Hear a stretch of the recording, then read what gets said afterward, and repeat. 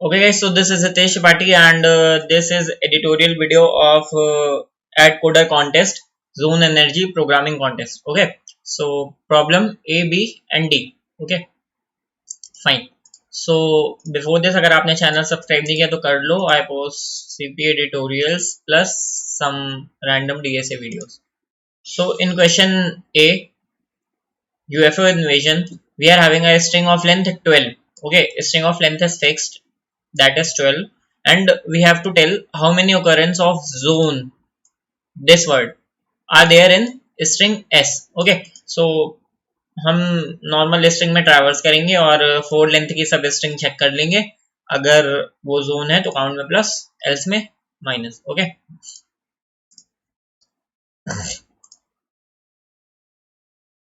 तो सिंपली हम 12 लेंथ की स्ट्रिंग में करेंगे चेक और काउंट इंक्रीज करते जाएंगे. Okay, fine. Problem B, sign of friendship. So you are now standing under a very high tower of height 1000. Okay, at a position whose distance from tower is d. Okay, so there is a tower below which you are currently standing, and there is a position at distance d. Okay, where there is a UFO in the sky at height capital H. Okay, and we have to send it some radio wave. Now there are n obstacles between the tower and the UFO. Okay, so there are total n obstacles between tower and UFO. ठीक है, distance between tower and UFO is capital D. Now the ith obstacle stand at position di meters from the tower and the UFO towards the UFO and height is hi. You want to climb up the tower so that no obstacle crosses the line between you and the UFO. Find the minimum height you need to climb. Okay, so let's see test case. Okay, this is your tower. Okay, this is obstacle, this is small line, and this is your UFO. Okay, so हमसे ये पूछ रहा है कि हम इस tower में हम कितनी हाइट तक चढ़ जाएं कि हमें ये जो है ये किसी ऑब्स्टिकल से टकराए ना और हमें सीधे यूएफओ दिखने लगे. काइंड ऑफ ये है क्वेश्चन. ओके, तो हमें क्या बताना है? You want to climb up the tower so that no obstacle crosses the line between you and UFO. Find the minimum height you need to climb. हमें इसमें कितनी मिनिमम हाइट क्लाइम करनी पड़ेगी. Okay, fine. सो एक चीज देखो, क्या हमें कौन सी हाइट बतानी है? ये वाली हाइट. मैं इसको यहाँ पे बना देता हूँ. ठीक है, ऐसा कुछ है. ठीक है, ये ऑब्स्टिकल से बीच में. ठीक, ये तुम्हारे यूएफओ है. फाइन, और हमें यहाँ से कुछ हाइट में चढ़ना है सच दैट, मान लो हम यहाँ पे यहाँ तक चढ़े और ये हाइट हमें h आउटपुट देना है सच दैट यहाँ से तुम्हारी ये जो हाइट है कोई भी ऑब्स्टिकल इसको कर ना पाए. ठीक है, मान लो अगर तुम यहीं मिनिमम हाइट देनी है, h की वैल्यू मिनिमम है, अगर तुम यहीं तक चढ़े मान लो, तो जब तुम यहाँ से यूएफओ देखोगे तो ये ऑब्स्टिकल आएगा बीच में. ठीक है, फाइन. सो सिंपल, तुम क्या देख रहे हो? तुम अगर इस ऑब्स्टिकल को हटाना चाहते हो अपने साइट ऑफ व्यू से, तो तुम्हें सिंपली क्या देखना है? एक चीज ये बनाओ. ठीक है, अब ट्राइंगल, टोटल ट्राइंगल, ठीक है, और इसके अंदर वाला ट्राइंगल, ये दोनों क्या हो गए तुम्हारे? Symmetric triangle. सिमेट्रिक ट्राइंगल हो गए. ठीक है, सिमेट्रिक ट्राइंगल में क्या होता है? ऑब्वियसली दिस अपॉन, ये मान लो d है अगर, तो h upon d is equals to कितना हो जाएगा? टोटल मान लो ये हाइट, अगर टोटल अगर ये हाइट तुम्हारी h थी और ये टोटल हाइट तुम्हारी h डैश है. ओके, और ये वाली जो डिस्टेंस है वो है तुम्हारी d डैश.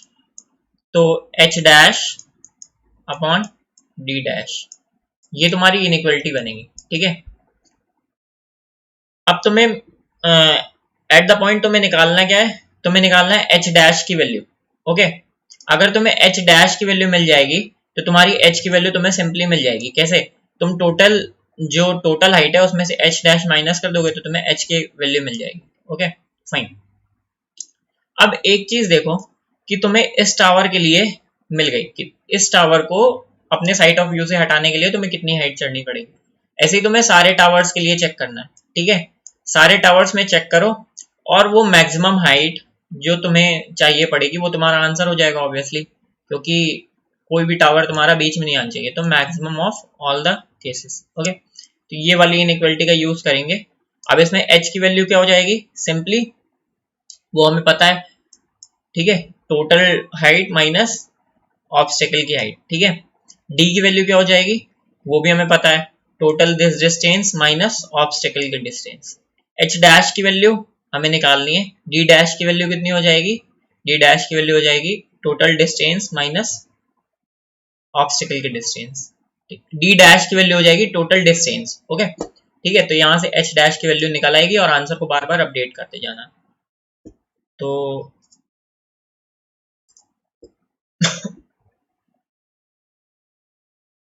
ये यहाँ तक आए। डबल में आंसर मैंने 0 ले लिया इनिशियली, इटरेट किया सब में, ये मैंने फालतू में डाल लिया था। ठीक है, तो मैं सिंपली dd में मेरा क्या है? करंट ऑब्स्टेकल की डिस्टेंस, और hh में क्या है? करंट ऑब्स्टेकल की हाइट। ठीक है, और ये इनइक्वालिटी में मैंने वैल्यू रखी।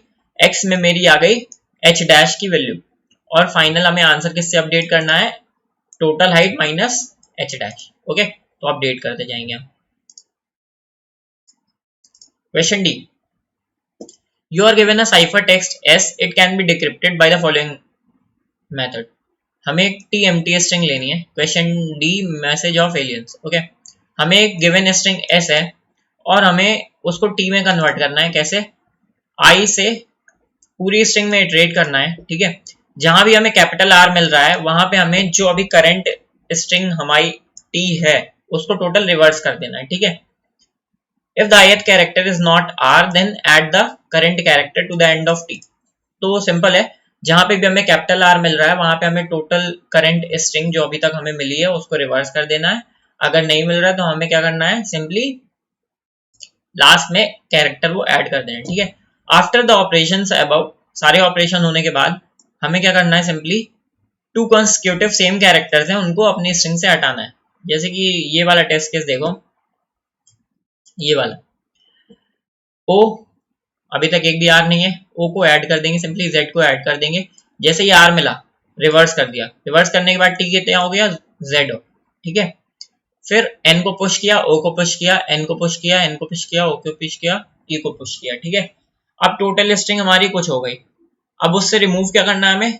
एन एन रिमूव करेंगे। एन एन रिमूव करने के बाद ओ एडजेसेंट हो जाएंगे तो ओ रिमूव करेंगे। ठीक है, तो सिंपल स्ट्रिंग क्या हो जाएगी? जेडो एन ई, जेडो और लास्ट में ये वाला एन और ये वाला A, similarly for every case.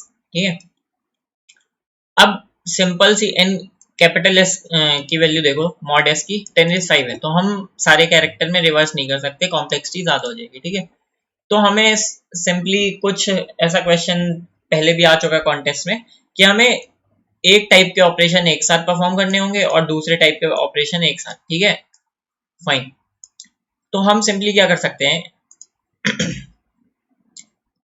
ये चीज, एक चीज ऑब्जर्व करो तुम लोग इसमें कि मान लो अगर हमें कहीं पे आर मिल रहा है, पहला आर जब भी हमें मिलेगा तो हमारी जो करंट स्ट्रिंग है वो रिवर्स होगी, है ना। और जैसे ही दूसरा आर मिलेगा, इट मींस एक आर मिल चुका है और दूसरा आर जैसे ही मिलेगा तो हमारी जो करंट स्ट्रिंग है वो वापस अपने स्टेट में आ जाएगी। ये चीज हो रही है। ठीक है, अब यहाँ पे टेस्ट केस ऐसा नहीं है, ये चीज तुम लोग खुद ऑब्जर्व करो। एक सैंपल स्ट्रिंग लो, उसमें 2r की वैल्यू डालो।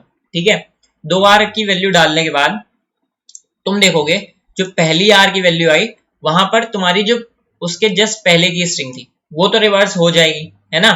बट जैसे ही एक दूसरी कैपिटल R मिलेगी तुम्हें, तो जो उसके पहले वाली वैल्यू है, ठीक है, जो उसके पहले वाली वैल्यू है वो वापस से अपनी स्टेट में आ जाएगी। ठीक है, ये हेलो स्पेस है तो ये हेलो स्पेस हो जाएगा।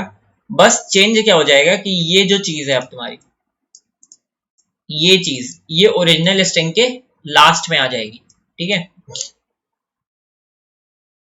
करंट स्ट्रिंग जो ये हेलो स्पेस इनिशियल में थी, अब ये ओरिजिनल स्ट्रिंग के लास्ट में आ जाएगी। ठीक है, तो हमें सिंपली क्या समझ में आ रहा है कि या तो आर की कोई वैल्यू के लिए या तो जो करंट कैरेक्टर है वो स्टार्टिंग में आएगा या तो करंट कैरेक्टर लास्ट में आएगा।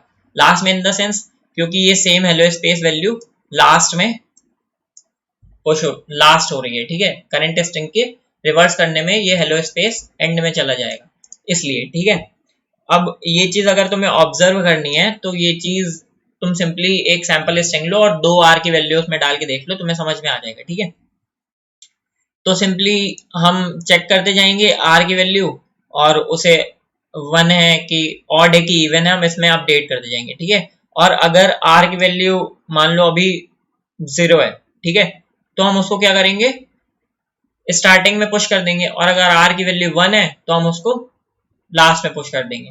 ठीक है, फाइन।